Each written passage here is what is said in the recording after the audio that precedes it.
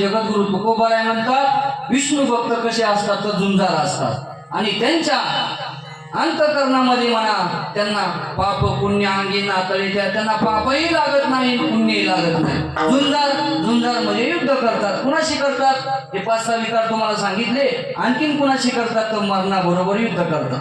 मरण कुणाला आवडतं मरण? हात वर करा. मरण आवडतं का? आवडतंय महाराज. ज्ञानोबा राहायचं म्हणतात, एखाद्या लहान मुलाला सांगितलं ना, हे पोरा मर तिकडं, ते पोरगा काय म्हणतं? तुझ्या बापाचं का तुला म्हणतो का? कारण मर ज्ञानोबा राय म्हणतात, आगा मर हा बोलून साधी आणि मेली तरी रडती. मर नुसतं बोलणं तरी ज्ञानोबा राय म्हणतात सहन होत नाही. एवढ्या मुलाला, मोठ्या माणसाला कसं सहन होईल? का मरण आवडत नाही? तर महाराज मरणाच्या वेळेला एक दुःख असतं म्हणून मरण आवडत नाही. पण मग महाराज आवडत नसलं म्हणून ती येत नाही असं नाही. अशी देते का? आवडत नाही म्हणून येत नाही का? आवडत नसलं तरी मरावं लागतं. त्याला काय जा म्हणले थोडं जाते, असं म्हणलं असतं तर बरं झालं असतं. पण मग महाराज प्रत्येक भक्ताला नाही, जगात सगळ्यालाच मरण येतं. आणि मग महाराज भक्ताच्या मरणामध्ये सर्वसामान्याच्या मरणामध्ये काय फरक आहे? दोघेही तसेच मरतात. पण मग महाराज फरक एक असतो, भक्त हा भगवंताचं चिंतन करत मरतो आणि सर्वसामान्य मनुष्य संसाराचं चिंतन करतो आणि मग संसाराचं चिंतन दुःखच देतो. जगद्गुरु तुकोबाराय म्हणतात, आम्ही भगवंताचं नामस्मरण करतो ना म्हणून आम्हाला मरण येत नाही. मरण माझे मरून गेले मज केले. आणि मग महाराज इथं मरावं लागतं प्रत्येकाला. आणि या मृत्यू लोकांमध्ये तर महाराज सुख नाही. मृत्यू लोकी सुखाची कहाणी ऐकिजे कवनाची श्रवणी, कैची सुख निद्रा अंतरुणी इंगळाच्या. ज्ञानोबाराय म्हणतात, सुखाची झोप येईल का? इंगळ म्हणजे इस्तव टाकला बाजेवरून, त्याच्यावर म्हणलं झोप, मस्त तुला गार झोप लागेल का? महाराज झोपणार तर नाही, हात सुद्धा ठेवणार नाही. असा महाराज संसार दुःख देणार आहे. म्हणून जगद्गुरु तुकोबाराय म्हणतात, प्रत्येकाला काय करावं लागतं? मरावं लागतं. पण मरणाशी काय करावं लागतं? झुंज द्यावी लागते. मरण तर येऊ नाही वाटतं आणि ते आल्याशिवाय राहत नाही महाराज. मग प्रत्येकाला मरावं लागतं. हे मरण चुकवण्यासाठी जगद्गुरु तुकोबारायांना कोणीतरी विचारलं, तुम्ही काय केलं? जगद्गुरु तुकोबाराय म्हणतात, आम्ही युद्ध केलं. कारण जगा काळ खाय आम्ही माथा दिला. आम्ही त्या काळाच्या माथ्यावर पाय दिला आणि त्याला माघारी पाठवलं. कशामुळे? युद्धच केलं ना. आता काळाबरोबर अजून लढणार कोणीच नाही. हनुमंतरायानंतर जगद्गुरु तुकोबारायचं महाराज 7 चिरंजीव सोडले तर नंतर कोणी लढणारच नाही. आणि मग महाराज काळाला माघारी पाठवायचं म्हणजे काय शक्य नाही का? शक्य. काळ महाराज आपल्याला माघारी घेऊन कितीतरी वेळा सोडून येतो. पण मग महाराज आपल्याला जाता येत नाही. म्हणून जगद्गुरु तुकोबाराय म्हणतात, प्रत्येकाला मारावं लागतं.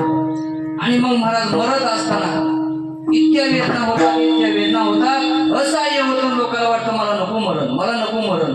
आणि मरण का आल्याशिवाय राहत नाही. मग या मरणाला मारायचं असेल तर काय करावं? विठ्ठल विठ्ठल.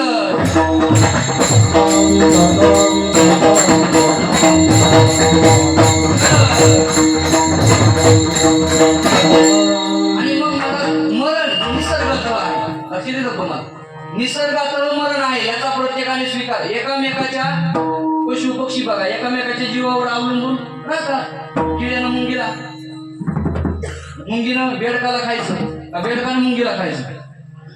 म्हणजे एकामेकावर. सर्प बेडकाला खातो का? एकामेकाच्या जीवावर अवलंबून आहे. कारण मरण प्रत्येकाला येतं. पण मग महाराज मरण येत असताना सहजासहजी येत नाही, लय दुःख देतं. म्हणून जगद्गुरु तुकोबाराय म्हणतात, तिथं मरावं तर प्रत्येकालाच लागतं. पण मरत असताना भगवंताचं नामचिंतन जो घेतो ना त्याला कधीच दुःख होत नाही. म्हणून भगवंताचं नामचिंतन जो घेऊन भक्त मरतो ना, अंतकाळी ज्याच्या नामाले मुखा तुका म्हणे सुखा पार नाही. आता मरावं प्रत्येकाला लागतं, जगावं लागतं जीवनामध्ये आणि जगत मरावं लागतं. एके दिवशीचा प्रसंग आहे. ते चीन मधले लोक जरा वेगळेच आहेत. त्यांना काय वाटलं, त्यांच्याकडे चिमण्या भरपूर होत्या आणि चिमण्या काय करायच्या, मला हे सांगायचं, मरणाला दुसऱ्याच्या मरणावरूनच जगता येतं, तसं जगता येत नाही. भरपूर चिमण्या होत्या. त्यांनी सांगितलं, या चिमण्या जर बाजरी खायला लागल्या कितीतरी खातात हो, किती पोती खात असतात, प्रत्येकाचं 2-2 म्हणल्यावर. आता इथं बसणारी एवढ्यांची जर बेरीज केली, प्रत्येकाच्या शेतातली 2 पोती दरवर्षी खाणार आहे. याची बेरीज केली तर किती, मग महाराज लोक विचित्र आहेत. त्यांनी काय केलं, अख्खे चिमण्या संपूर्ण मारून टाकले. डोस दिला, औषध दिलं, काय ओतलं आणि सगळ्या चिमण्या मरून गेल्या. पुढच्या वर्षी पाऊस आला आणि पेरलं. काय पेरलं? पुन्हा बाजरी पेरली म्हणा, काय मका पेरली. आणि बाजरी पेरल्यानंतर आता बाजरीला कणस यायची ना, कणसच नाही आली महाराज. जशी बाजरी उगवली त्या आयांनी काय केल्या, सगळी बाजरी आखी खाऊन टाकली. कीटकनाशक मारून सुद्धा उपयोग.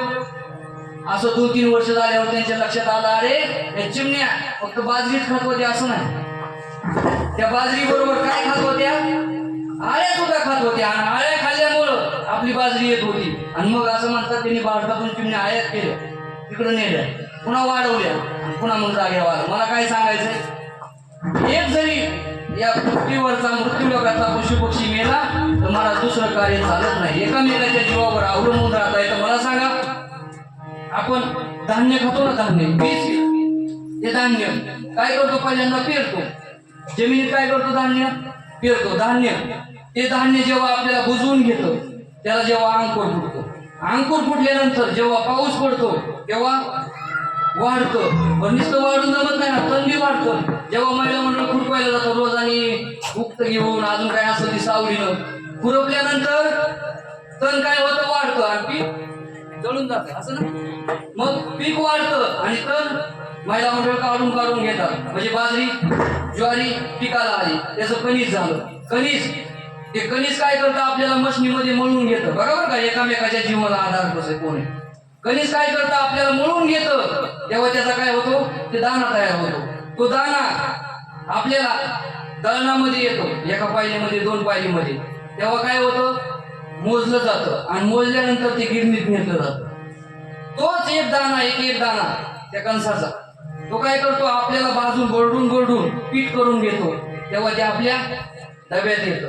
डब्यात आल्यानंतर नाही ना, डब्यात आल्यानंतर ती महिला एक दिवस, एका दिवसाच्या स्वयंपाक करण्यासाठी त्या पिठाला काय करते, मळते. म्हणजे साधे मळत नाही ना, तिंबू आता तिंबायचं गेले ना, मळते. जेव्हा ते पीठ मळलं जातं तेव्हा त्याचा काय होतो, उंडा होतो. तोच उंडा जेव्हा बेलण्याच्या आणि पोळपोटाच्या मध्ये येतो तेव्हा काय होती, चपाती नाही होत. मग चपाती तयार होत नाही, चपाती भाजल्यानंतर होते. तो उंडा आपल्याला लाटून घेतो, पातळ असा गोल आकार तयार होतो आणि लाल भडक तवा तापतो. आणि त्या तव्यावर जेव्हा भाजला जातो तेव्हा फुगतो. काय, उंडा नाही फुगत, चपाती. हा बरं, तीच चपाती भाजल्यानंतर टोपल्यात येते आणि टोपल्यातून आपल्या ताटात येते. लगेच नाही ना संपत. ताटात आल्यानंतर घास घेतो एक आणि तो चावतो आणि चावल्यानंतर पोटात लगदा होतो. तो लगदा जेव्हा सडतो तेव्हा आपण जगतो. विठ्ठल विठ्ठल.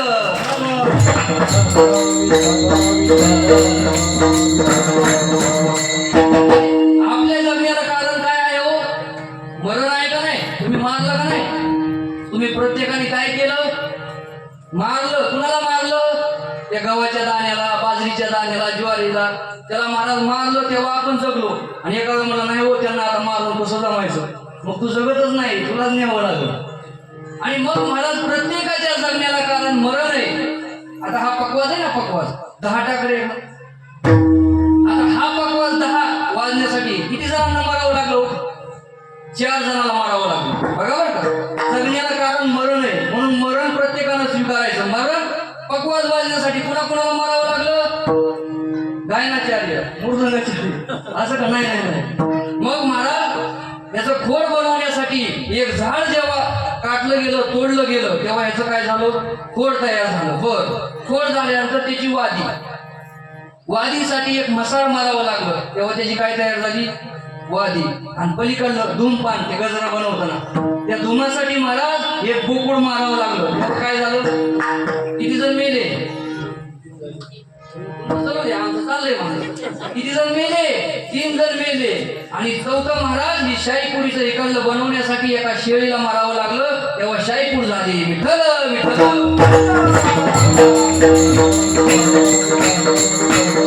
म्हणजे हा पकवास वाजण्याला कारण कोण झालं, 4 जणांना मारावं लागलं. कुणाला, एक महाराज, दुसरं महाराजाचे बोला दुसऱ्यांदा मरावं लागलं म्हशीला, तिसऱ्यांदा एका बोकडाला, आणि चौथ्यांदा शेळीला. म्हणजे जगण्याला कारण काय आहे? मरण. तसं मरण महाराज प्रत्येकाला स्वीकारावं लागतं, पण मरण येण्याच्या अगोदर प्रत्येकाने सावध व्हावं लागतं. हेही खरं आहे विठ्ठल.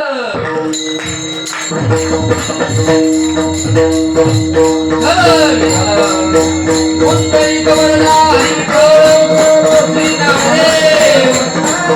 पंढरीनाथ भगवान की जय विठ्ठल. आता मरण असं म्हणा बघा बरं का. आता वाक्य लक्ष देऊन ऐका. माणसं माणसाला पुरतात म्हणूनच माणसाला घर पुरतात. लक्ष देतो बघा बरं का भाऊ. माणसं माणसाला पुरतात म्हणूनच माणसाला घर पुरतात. मला सांगा 20 बाय 1ची खोली. आता त्यांच्यामध्ये जर घेतलं म्हणजे वडील नामदेवराव पासून जर इथं कुणीच गेलं नसतं आणि 20 बाय 20च्या खोलीत अख्खा सगळाच प्रपंच राहिला ठेवायचाच म्हणलं जमलं असतं का? म्हणजे त्यांचं घेतलं म्हणजे इथं आहे म्हणून त्यांचं नाही तर सगळ्याचं तेच आहे ना. काय कोणाच्या लोकांना ह्याच्या खोली सोन्याच्या वगैरे घरोघरी मातीच्या. म्हणजे एकाचं उदाहरण दिलं सगळ्यावर आलं, कुणाला हसण्याची कारण नाही. मला सांगा नामदेवरावांपासून जर घेतलं असतं, नामदेवराव म्हणले असते मला जायचंच नाही आणि नसतेच गेले, आणि त्यांच्यापासून महाराज अजून ही पिढी पुढची नाहीच गेली आणि अशीच राहिली, तर माणसाला घरं पुरतील काय? महाराज पुरणारच नाही. म्हणून माणसाला माणसं पुरतात म्हणून माणसाला घरं पुरतात. विठ्ठल विठ्ठल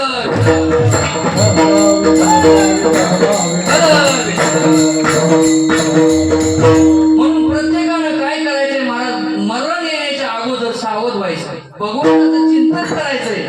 आणि मग महाराज चिंतन करत असताना त्या भक्ताला भगवंत अशी बुद्धी देतो की तू मरणारा नाही. लक्षात येते का? वैष्णवाने तर असं म्हणायचंच नाही आपण मरणार आहे, बिनमाळ करायचं ते सोडून विषय. पण माळ घालणाऱ्यानं महाराज एवढं ध्यानात ठेवायचं की हे शरीर कुणाचं नाही हो, आपलं नाही. भगवंत सांगतात वासांसी जीर्णानि यथा विहाय नवानि पुन्हाति नरोपराणि तथा शरीरानि विहाय जीर्णानि सयाति नवानि. ज्ञानोबा म्हणतात जैसे जीर्ण वस्त्र सांडीजे मग नित्य नूतन वेळीजे तैसे देहांतराते स्वीकारायचे चैतन्य नाते. ही साडी हा शर्ट जुना झाला आपण काय करतो? परत केस घालतो. बर परत आणखीन फाटला परत काय करतो? टाकून देतो महाराज, अजून नवीन घालतो. उलट नवीन काढण्यामध्ये मजा असते, हौस असते नवीन साडी घालण्यामध्ये. तसं महाराज माणसाला वाटलं पाहिजे हे आता झालंय चाललंय आता जाऊ द्या लवकर नवीन घेऊ, असं माणसाला वाटलं तेव्हा दुःख होत नाही मरताना. नाहीतर वाटलं हे माझंच आहे माझं म्हटलं की दुःख होत. मग तो कुणाचंही असू द्या, म्हाताऱ्या माणसाचं असलं तरी दुःख होणार, आणि तारुण्यपणाचं असलं तरी माळकरी असलं त्यालाही दुःख होणार, आणि बिगर माळकरी असलं त्यालाही प्रत्येकाला दुःख होणार. माझं म्हटलं की महाराज दुःख होतं. ज्ञानोबा म्हणतात जैसे जीर्ण वस्त्र सांडीजे, जुनं वस्त्र झालं की माणूस फेकून देतो नकळतून घेतो ना, तसं महाराज भक्त किंवा जगामध्ये प्रत्येक प्राणी काय करतो? हे वस्त्र हे खोल टाकून देतो नवीन घेतो. आता मला सांगा तुमच्या भाषेमध्ये वैकुंठवासी मारुती त्यांना काय म्हणतात? भाऊ म्हणतात, कुणी नाना म्हणतात. आता हे नाना गेले का मेले? आता काय सांगायचं? आता काय सांगतात? आता मला सांगा गेल्या वर्षी ह्या टायमाला नाना काय झाले? गेले पण कसे गेले हो? शरीर सोडून. आणि यातलं आत्मतत्व शरीर मेलं नानांचं आणि आत्मतत्व जिवंत राहिलं. म्हणून प्रत्येक मनुष्य बघा बरं का ह्याच्यातला जीवात्मा आहे ना तो शरीर बदलतो. हे मड लोक काय म्हणतात? मड त्या मड्याचा काय उपयोग नाही. मड काय करतं? एवढ्या पुरतं राहतं, त्याच्यामध्ये जेवढं दिले भगवंताने आयुष्य तेवढं. आणि एकदा जर का काय करतो श्वास कमी पडला काय झालं? मेलो. पण कोण मेलो? मग हे मारुतीराव मेले का यांचं शरीर मेलं? कोण मेलं? शरीर मेलं. मग आता आपल्यातनं मारुतीराव कायमचे गेले का शरीर सोडून गेले? शरीर सोडून गेले. कायमचं कोणी जात नाही महाराज, जातो पण तो कुठं जातो? दुसऱ्या लोकांमध्ये जातो, मरत नाही. वैष्णव विष्णू भक्त जगामध्ये कुणी मरत नाही. म्हणून जगद्गुरु तुकोबरा म्हणतात हे फक्त ऐकून नाही ना जमत, ते सांगतो मनाला सांगावं लागतं. आपण मरत आणि मरतो तर आपणच म्हणतच मरतो. पण मग महाराज मरत असताना यातला जीवात्मा गेला की शरीर खाली पडतं. म्हणून हा जर भाव प्रत्येकाने मनामध्ये ठेवला ना तर मग महाराज मला वाटत नाही काळाचे धन कुबेराचे धन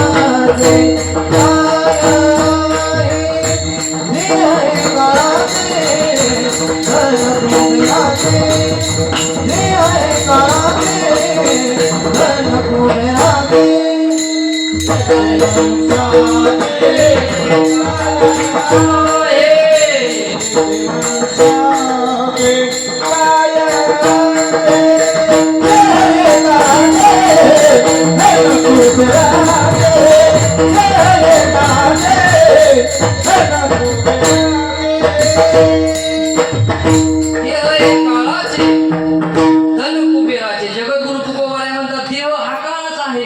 मग तो त्याला काळ न्यायचा असेल तेव्हा घेऊन जाईल. आणि धन कोणाचं आहे?